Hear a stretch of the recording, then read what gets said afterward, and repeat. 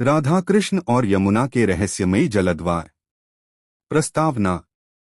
वृंदावन की पावन भूमि पर राधा और कृष्ण के प्रेम की अनगिनत कहानियां बिखरी पड़ी हैं, लेकिन एक कथा ऐसी भी है जो बहुत कम लोगों को ज्ञात है।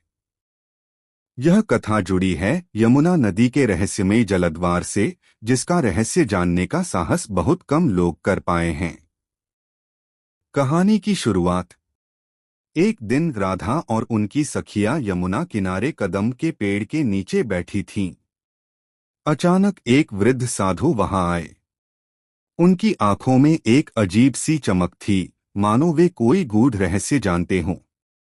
वे धीरे धीरे राधा के पास आए और बोले, देवी राधा, क्या आप जानती हैं कि इस यमुना के जल में एक द्वार है जो एक रहस्यमयी लोक में खुलता है?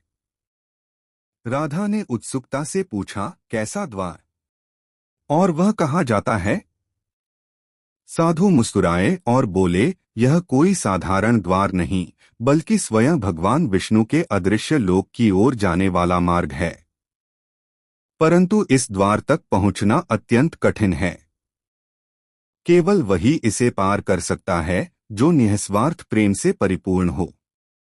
राधा और उनकी सखियां अचंभित रह गईं। तभी कृष्ण वहां आ पहुंचे और बोले, बाबा, क्या यह द्वार सच में अस्तित्व में है? क्या कोई इसे पार कर सकता है? साधु ने उत्तर दिया, हाँ, परंतु इसके रहस्य को समझने के लिए तुम्हें पहले इसे ढूंढना होगा। रहस्यमयी द्वार की खोज। राधा और कृष्ण ने निश्चय किया कि वे इस रहस्य को जानकर रहेंगे। रात का समय था और पूरा वृंदावन गहरी निद्रा में था। कृष्ण ने अपनी बांसुरी बजाई और जैसे ही उसकी मधुर ध्वनि यमुना के जल पर पड़ी, जल में लहरें उठने लगीं। तभी एक अद्भुत दृश्य प्रकट हुआ। यमुना के बीचों बीच जल चक्र की तरह घूमने लगी और वहां एक द्वार प्रकट हुआ।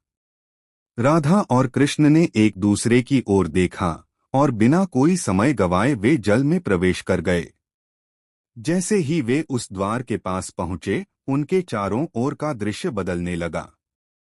वे एक नए संसार में पहुंच चुके थे, जहां हर ओर प्रकाश था, सुंदर पुष्प खिले थे और आकाश में विचित्र चमक थी। रहस्यमयी लोक का रहस्य। जैसे ही वे आगे बढ़े, एक स्वर्ण सिंहासन पर बैठे एक दिव्य पुरुष दिखाई दिए। उनकी आंखों में अपार तेज था। वे बोले, कृष्ण और राधा, तुम यहाँ कैसे आए? यह स्थान केवल उन्हीं के लिए है जो सच्चे प्रेम की परीक्षा में सफल होते हैं। कृष्ण मुस्कुराए और बोले, हम केवल सत्य की खोज में आए हैं। वह दिव्य पुरुष बोले, यह द्वार एक परीक्षा है जो यह तय करता है कि प्रेम कितना शुद्ध और निस्वार्थ है। केवल सच्चे प्रेमी ही इसे पार कर सकते हैं। तुम्हारे प्रेम ने इस द्वार को खोल दिया है, लेकिन यह रहस्य सदा के लिए छुपा रहेगा, क्योंकि हर युग में इसे जानने का अधिकारी कोई नहीं होता। अचानक आया मोड़। तभी एक विचित्र घटना घटी। यमुना का जल द्वार फिर से हलचल में आ गया और धीरे धीरे वह बंद होने लगा। कृष्ण ने राधा का हाथ थामा और तेजी से बाहर निकलने लगे।